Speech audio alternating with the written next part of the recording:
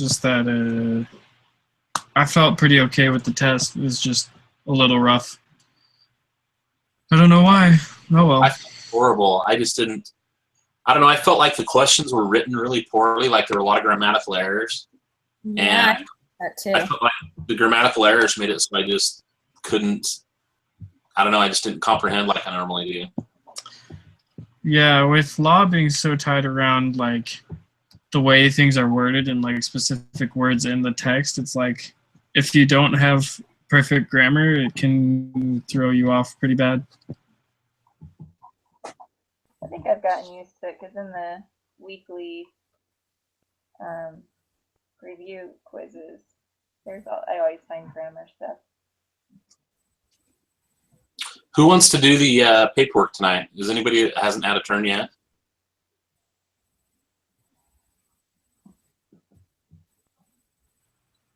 Silence. I did it. Did everybody hang up on me? No, it froze for me.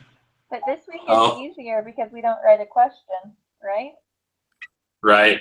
So is there anybody that hasn't had a turn doing the paperwork yet? Everybody's done it, I guess, huh? So is it my turn again then?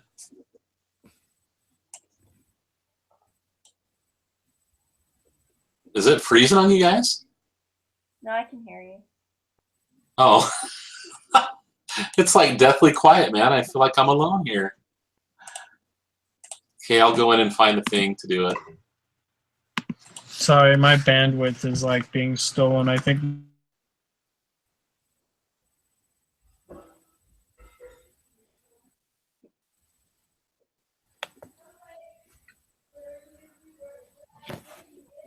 See, I gotta log into our class.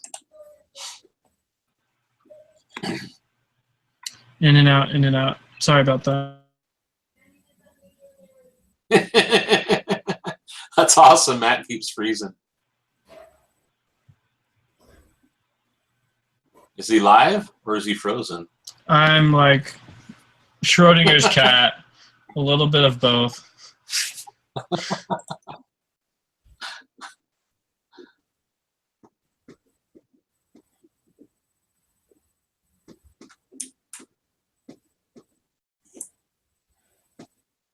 Group activity stuff. Let's see.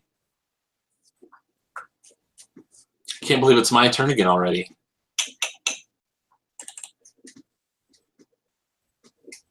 See, even Matt in the text says it's weird that it's my turn again. We got a bad grade when I did it. Are you guys sure you want me to do it? Oh, all we have to do is submit a paragraph, it looks like, right? Yeah. Title of this unit is Ethics. Blah, blah, blah. Status quo. Can you think of situations outside of auditing where there are lots of opportunities for bias?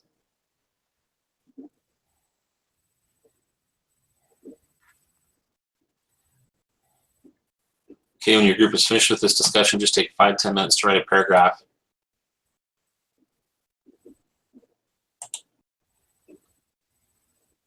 You guys trust me to do it? I'm happy to do it.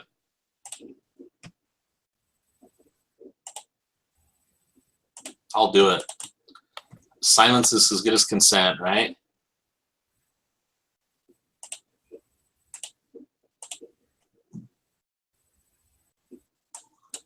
Are you still there, Amanda or Andrea? Yeah, I'm still here.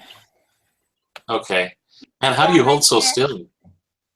I don't know. I'm glad you two. I am. I'll move more. You guys hold so still. So, yeah, let's do this. If everybody's ready to discuss, without further ado, I can say what I put down. I thought familiarity. You know how they talked about that in the article?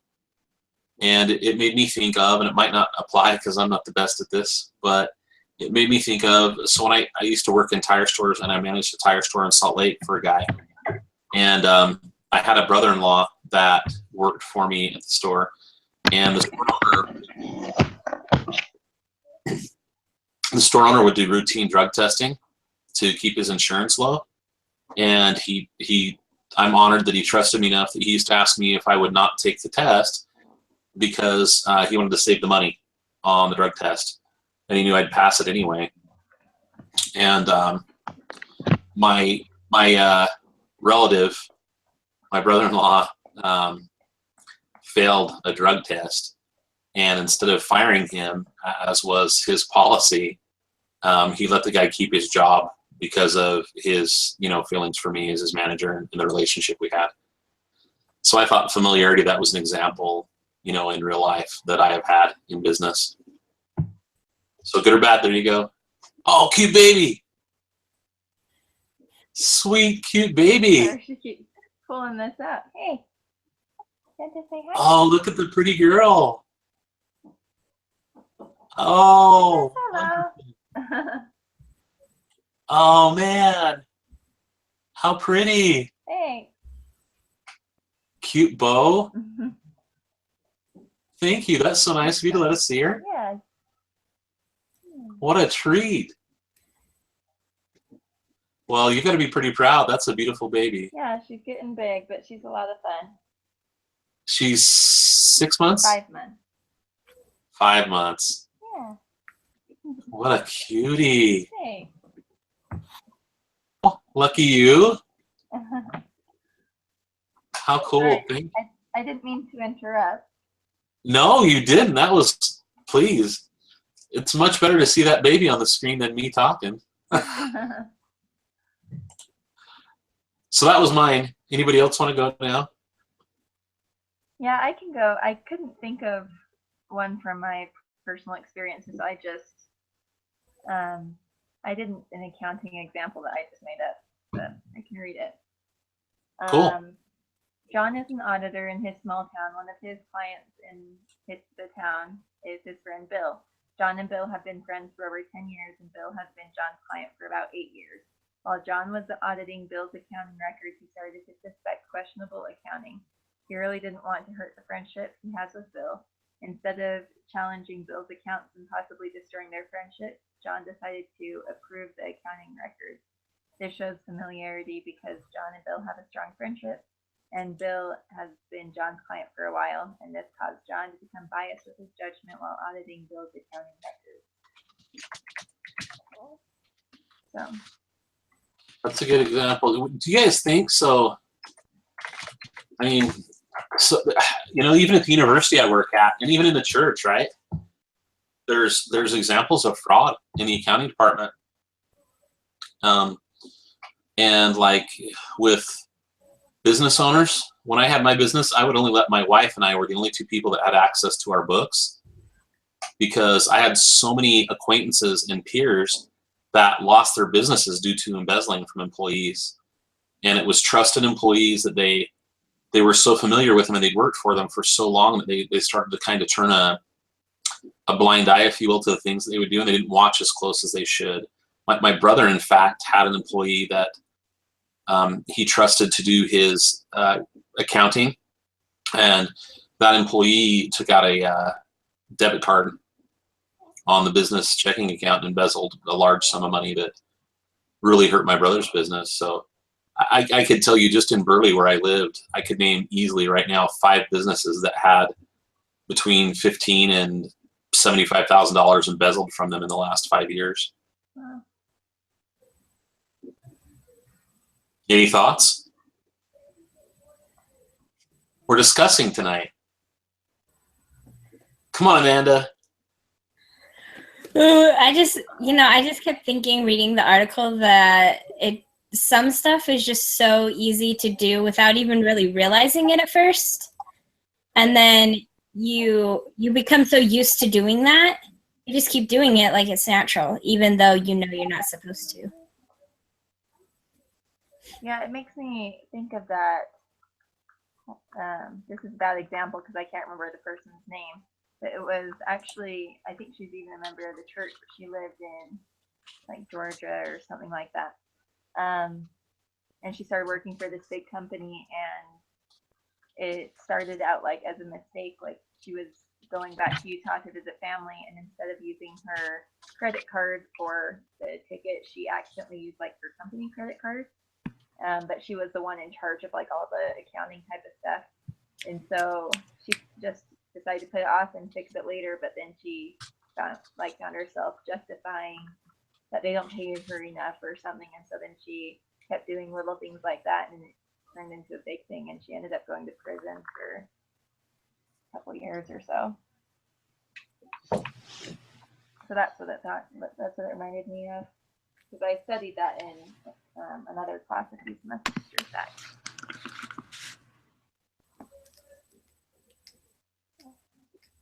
You guys can hear me, right? Oh, Yeah, now we I can. hear Okay, it's amazing. All right. Was it supposed to be only about like criminal bias or just bias in general? I think in general. you. Yeah, I think in general. Okay. Mine was about how, as a security officer for the mall, they'd have you do these patrols. And because I wasn't a stupid employee, they would have me do the hard shifts most of the time. And so I'd be going around the mall like a half mile for like 4 or 5 hours a day, just driving through parking lots. So I would put on the radio and listen to NPR, but the only shows that were like available on NPR were all political stuff about the election, and so I started to get like a subtle bias because NPR is justified just a little bit to the left, I think. I can't remember. And so I found myself thinking, all these biased thoughts, and then I was like, wait, I didn't know anything about politics until after I started listening to the radio. So clearly I gained my bias from NPR. A good example. Yep.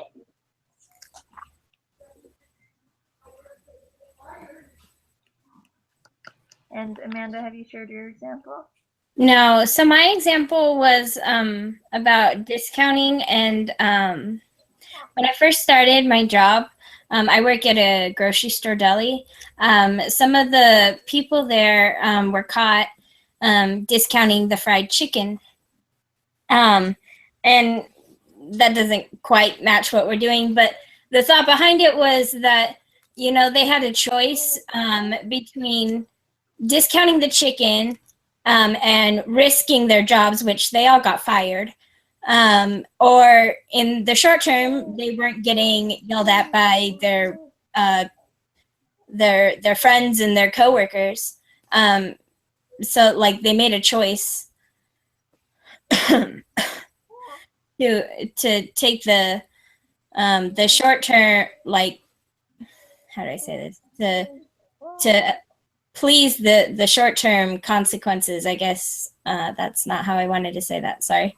Like, I love the way that President Monson says it. President Monson talks about the easy wrong or the difficult right. And yeah, I think exactly. you're wrong. What do you think, Amanda? I was hoping I didn't mean to stop you. No, that's exactly what I was trying to say. Like, you know, they did the easy thing. Oh, well, I'll just discount this chicken. Nobody's gonna know. But then down the road, they lost their jobs because they did it all the time, and it looked suspicious.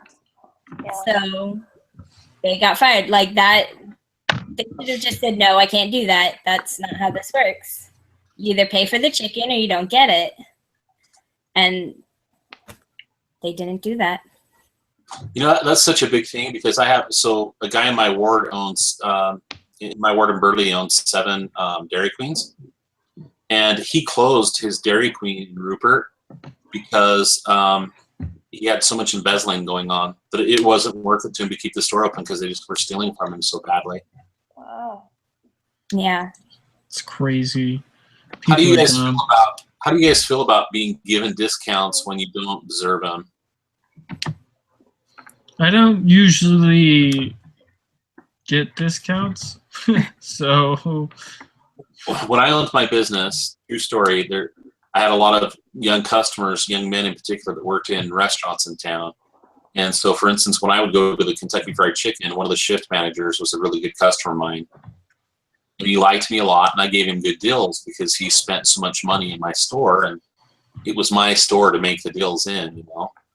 And I hated going there. In fact, I quit shopping there while he worked there, because when I went in to buy my employees, like if we were doing inventory, I'd go buy them all KFC, or you know, for my family, we'd go in for dinner. He would always give me discounts and stuff, or want to give me free things. It made me uncomfortable, because as a business owner, I knew how that hurt the business. And my wife, you know, said, it's crazy to let that bother you, because, you know, he doesn't think of it that way. And I said, I know, but I do. And I don't want to make him feel bad, but I'm going to have to stop going there while he works there, because I don't want those discounts. What do you guys think about that? Have you ever had that happen? Am I nuts? What do you think? No, I've had that kind of happen to me before, although it was sort of my choice. So I used to work at Michael's Arts and Crafts, and you get a discount for being an employee. After I quit, I still had their little employee card, and I used it once or twice. And then I'm like, you know what? This is so wrong. I'm not an employee anymore. You're just going to have to find a way to get your art supplies a little cheaper some other way. And, you know, so I see where you're coming from. Like, it's not right. You didn't do anything to deserve it. Well, I've always, as a business owner, I had a perspective of wanting, I shopped with local businesses because I wanted them to make a profit. So I wanted them to stay there, right? Yeah. Like I didn't want the KFC to leave town, so I wanted to pay full price so they could make money and stay. And I know that's a unique perspective, but it made it, seriously, I didn't shop there. We quit eating there, and I just bought my employees like Subway or something until he found a different job, because I hated getting that discount. It didn't feel right, you know? Well, also, you knew that he wasn't the owner, and so he didn't really have the liberty to be giving that discount out, you know?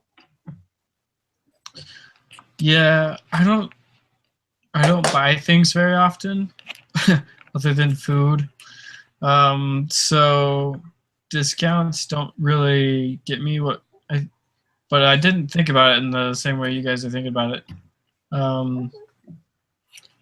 But it's definitely eye-opening to see from this perspective, like how much embezzlement goes on in regular, like Joe Schmo McDonald's jobs or whatever. Like, how many people do they know that they're handing out discounts to? Like, is it one guy, or like 4 guys, or 22, all their friends from high school, the class of 2017? Who knows?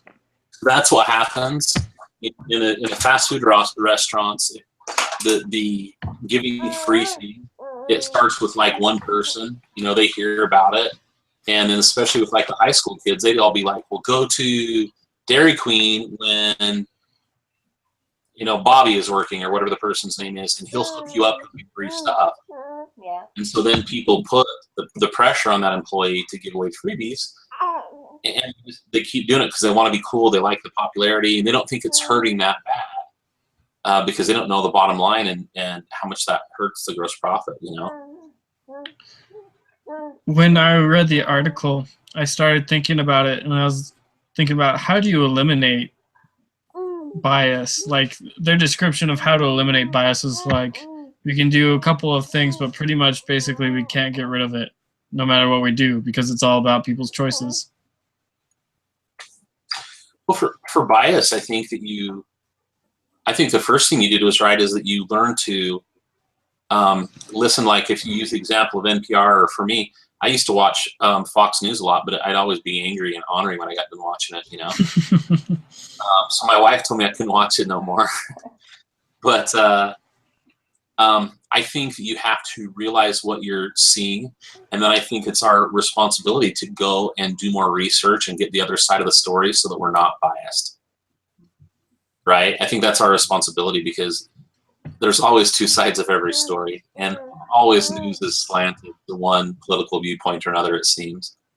I personally feel like I've found a completely neutral, unbiased news source. I don't know if you guys know of any. Yeah. Nope. I do find that NPR is not terribly biased. Like, I saw a chart, and NPR is pretty close to not being biased. But like, all of the NPR and like not CNN, but Wall Street Journal and a couple others are just like marginally off the edge of being biased. But if you think about even your choice of articles, right? Maybe you write your articles very well. Maybe you write your articles perfectly unbiased. But for instance, if you were in a political arena and there were two opponents, if Amanda and I were running against each other for city office, and more articles were written in an unbiased fashion about one versus the other, that in and of itself is bias, right? Mm.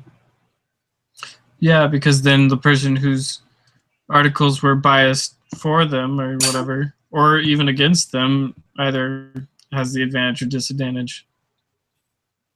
So I think bias, you're right, is a huge, it's everywhere. Everywhere. I think it's. What do you guys? I think it's like what you Go said, ahead. Guy. I think it's important to recognize that.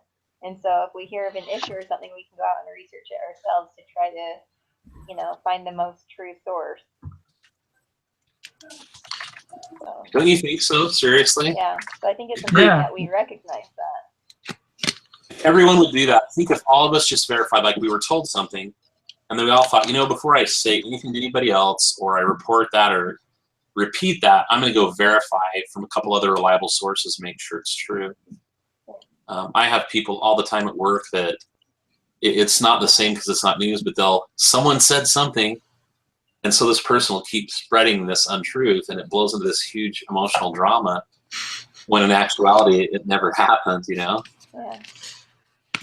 Yeah, I think another problem is fake news. Like all the fake news websites that you see posted on Facebook, and all these things. Like, how do you know what sources are good and what sources are bad? Because the only way that you can figure that out is either taking the time and verifying all your information with like 10 different sources, or trying to trust one source only to have it go from being a good source to a bad source. Well, I think as far as news goes, I don't think I trust one source very easily. Me either. Accurate. Yeah. But even So okay, go ahead. I was gonna say, but even like just hearing something from your brother, husband, wife, cousin, uncle, like family, friend, whatever, they all have some sort of bias that they're introducing to it based on their personal likes or dislikes, or they're getting their information from who knows where, but you heard it from them. So if you trust them, then you're out too. Okay, but with that, how often do you feel, and this happens to me, it might not happen to you. I have family members that we have similar political views, maybe, or moral views on things. But sometimes the speech they use is so clearly biased that I shut down and quite frankly don't listen to them and just ignore what they're saying because it's so heavily slanted one way. Do you guys do that? Oh yeah, I've totally blocked people from being on my feed on Facebook so that I don't have to read their super biased Or I think, posts. we probably all have that family member that over-exaggerates everything. And so if it's coming from that family member, you can kind of be like, okay, well, what's the truth in this story?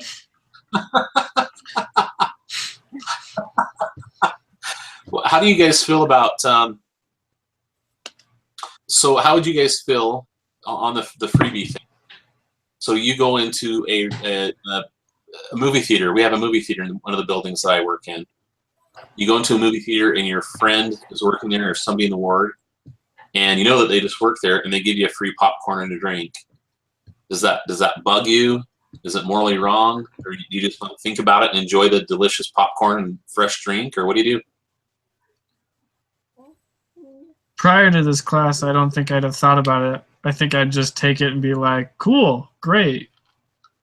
But post this class, I'll probably be more hesitant to accept gifts that aren't people's to give. Yeah. Yeah. What do you think, Amanda? Well, I feel the same. I think, I don't know. I rarely have the opportunity to get something for nothing without a reason, really. So I'd like to say I'd be like, no, let me just pay for it. But I don't know if I would. Now I will probably think about that more if a situation comes up, but before then, I don't know. So what about here's the twist on this. What about free samples, or like if you're at a fair or something and they're giving away free thing?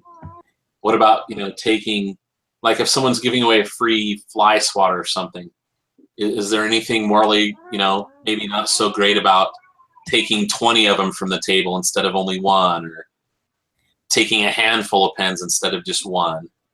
Is that, Yeah. how do you guys? Yeah, I would not do that. I would be like, oh, thank you for the one pen, and not like take 20 of them. Also, with those kind of situations, there's usually not a very firm standard that you need to buy what they're offering or listen to them. But there is that thing like when they're handing out pens and stuff, they want you to come and listen to what they have to say and probably buy what they're offering. Oh no, for sure. I've been on the end of that. So we do the county fair, and when I initially started out, I gave away pretty expensive stuff, nice stuff, because I wanted people to have my phone number on it, and I didn't really care about selling to them then. I wanted future business. But what we found is that if I put 4 pens out on the table, most people would take one. Some people would try to make like eye contact with me, and then they'd reach up and slide 4 pens into their bag like I didn't notice, or whatever. But if I put out 30 pens, for instance, if I had just a big handful and I set them there, literally 3-4 people would take all 30 pens. Mm-hmm. And so I used to spend, seriously, for that one fair, I would spend $1,200 to $1,600 on free things to give people, because I wanted to give them nicer stuff. I'd have hats and shirts and all kinds of stuff, and they were so ungrateful and so like piggish, selfish with how they'd take the things, that I went to just getting the cheapest pens I could buy, like 20 cents a pen, with my name and my business number on it. And then literally I trained my staff to only put out 4 pens at a time, and that way people would be a little more what I felt was honest, direct, and take one at a time. Reasonable, that's a good way to put it. Yeah. What are your thoughts about it? They just had the career fair, and so they had all those booths with people out there giving out pens and stuff with their numbers on it, or sunglasses, etc. And I did see a couple people who would go by and grab like not just 1 or 2 pieces of candy, but like straight up pocketfuls of candy. And I was like, dude, isn't that like an unwritten rule of society? Like if someone is offering you something for free, it's meant to be 1 per person, not I get all of this for free. Yeah, my sister actually talked about this the other day, because she used to be a hostess at a restaurant, and I guess they had a really good mince or something, and she would literally see women come up and like grab the whole bowl and dump it in their purse right in front of her.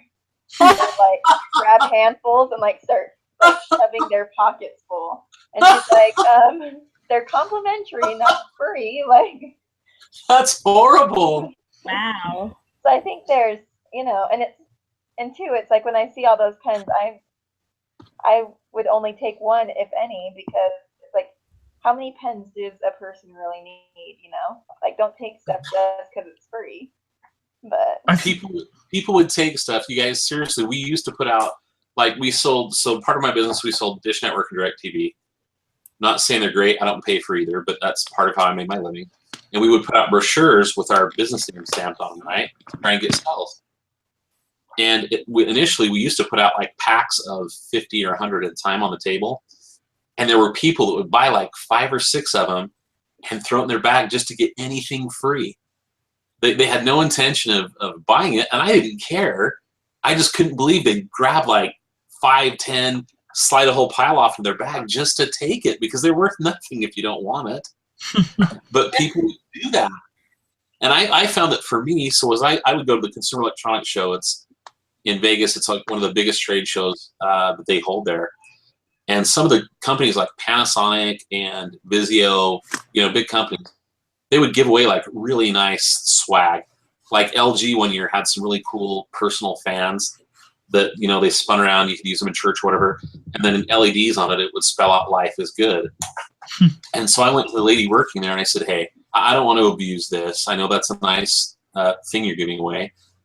I have 3 little kids at home. Could I please have 3 instead of just 1? I'd like to take 1 home for each of my kids. And they would always be like, oh my gosh, yeah, here. And so whether it was t-shirts or beanies or whatever, I wouldn't get a ton of it, but the nicer stuff I'd get just a little bit, so when I went home for my trip, I could give it to my little kids and they'd be excited. Yeah. But if I asked people, they would like totally be, yeah, that's so cool, here. But can you imagine if I would have just been like looking them in the eye, trying to slide 4 hats away from them or something? Yeah, it's I ridiculous. feel like. Oh, go ahead. Sorry. I was just gonna say, I've noticed too, like when I go to fairs or, you know, and everyone's like, here, come over here and take this and take that. I used to be like, okay, and so I'd go and take one of whatever they were offering. But now it's like, when I came home from that fair, how many of those things did I actually keep and use? And so I've realized that I don't take it unless if I know I'm going to use it. So even if I'm interested in the product, I'll walk over there, but I'm not going to take the little cheap pen if I don't need a pen, or, you know. My wife says that about those, you know, those rubber jar opener things. Oh yeah. I think those are pretty cool. And we were at a Dill, and I went to go grab one. I said, hey, do you want one of these jar opener things? Those are kind of cool. She says, it's a crappy piece of rubber. I'm not going to use that thing. Put it back. We don't need that garbage at our house. That's funny because I use those. I thought this would be so great, honey. Wouldn't this be cool for you? And she's like, you clutter, quit it. I think I feel stronger about the free stuff that's open and people taking too much than I feel about receiving gifts from employees, because employees are like some sort of authoritative figure, right? They work there, they have responsibility. So if they give me stuff, then previously I would have just been like, great, cool. But like, as I was driving around the crossroads in my little Zamboni thing, cleaning the floors, there's like a bowl of fortune cookies and a bowl of saltines. And every day I'm like, I'm starving. I would love a fortune cookie or a saltine. But every time I think about grabbing one, I'm like, but they're probably complimentary, which means I probably have to buy something in order for me to get them. And I have stronger feelings about not taking those than I feel about having people give me stuff. Yeah. I think if someone were to give me a discount or something, I would be more concerned about, like, it's not worth them putting their job in jeopardy for me to get like a 10% discount or something. So do you guys feel obligated? Let's put it that way. So if you worked at a restaurant and some, like, your neighbors or some really good friends came and you feel like they came just to support you, would you feel obligated to give them a discount, or would you feel like they expected one? I actually, I used to work for those in Idaho or Utah, I used to work at Check-A-Rama when I was 16. It's a buffet, and we would all like rotate between like waitressing or cashier or whatever. And whenever I was the cashier, I'd have people that I know like come through and be like, hey, we know you, can we get a discount? And I'd have to tell them no, because it wasn't worth my job. And so I'd just be like, oh, I'm sorry, I can't do that, you know. And they were fine with it, but I'd have a lot of people ask for a discount just because they knew me. I would only feel obligated if I knew I was allowed to give discounts, Colby said.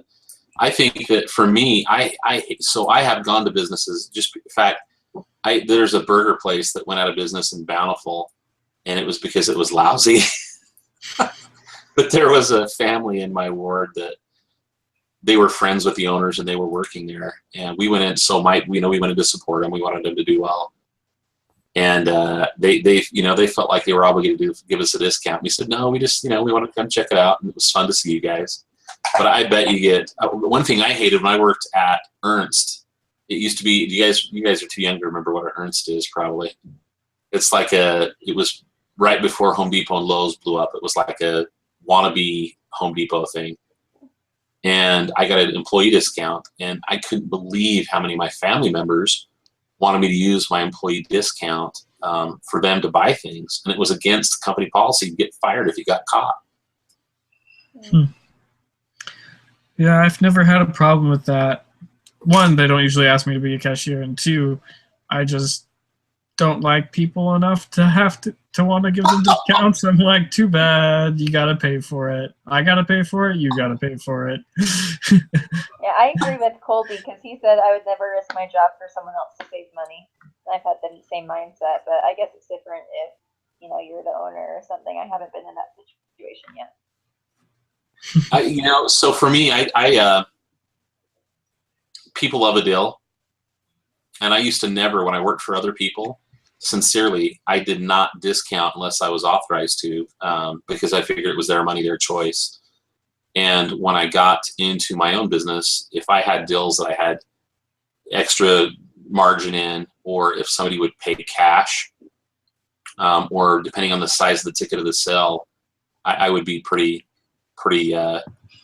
willing to give them a discount. And I tell them, hey, if you pay me cash, because seriously, for my business, believe it or not, you guys, I had to pay to deposit checks, and credit cards and debit cards, you lose a couple percent. So if somebody would give me cash, it was worth it to me to give them, 5-10% discount, just so I didn't have to pay the credit card fee. Or literally, if I deposited more than 7 checks in my bank account per day, my business account, I had to pay money per check to deposit them. Plus, checks always bounce. I quit taking them by the end. Checks were no good. Oh man. Colby says that when he did IBC, people would come back if you gave them discounts, so he could get more business that way.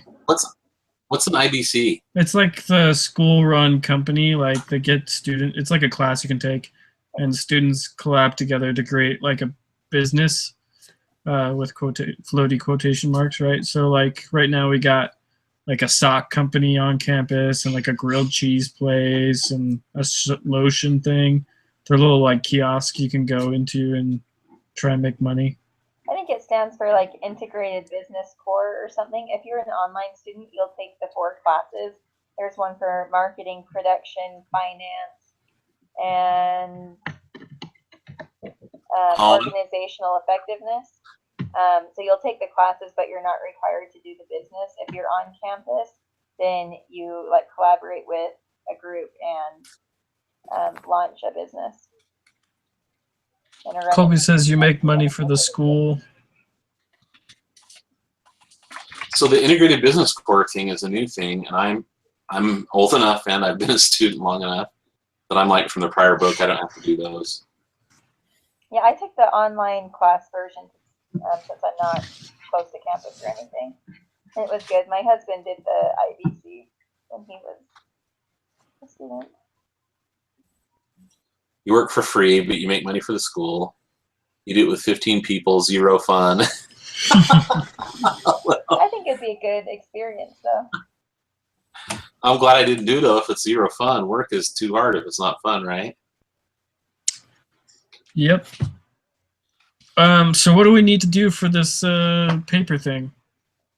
Well, while you guys have been talking, I've been taking notes about what you're saying and putting it into a paragraph to summarize our discussion. Oh, good job. So I've mentioned that we discussed the topic of familiarity. I said that we had a good discussion led by Matt on bias, and he mentioned his listening to NPR. Amanda brought up great things about discounting a deli. We were able to talk about, chat about a talk in which President Monson mentioned the easy wrong and difficult right. We talked about unwanted discounts and the young man that gave me unwanted discounts. Amanda mentioned some great honest decisions she made with her Michael's Craft gift card she got for being an employee, or discount card she got for being an employee. So she was being crafty. And I said we had a great talk on bias and our responsibility in finding truth before we spread things like news that we've heard. And we ran back a little bit to the idea of discounts, welcome or otherwise, and if we felt they were ethical or not. I think it sounds great. So I was going to just summarize, finish it off by saying that we felt that these decisions that the accountants face, we all face in our everyday life, and it was a great discussion. Yeah, sounds good. Yep. Thanks for writing that. No problem. What would you? Did you guys know accounting? So rampant. Oh man, bad. Auditing is hard.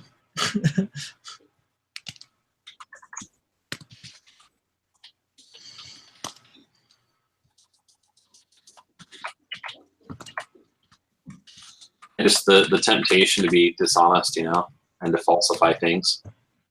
There's a talk. Go ahead, sorry.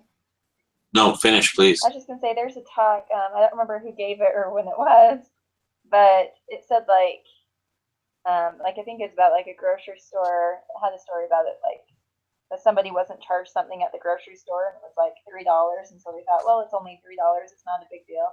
But then the general authority said, like, is your integrity worth that $3? And so, you know, so like, is it really worth sacrificing your integrity to get that little $3 discount or whatever?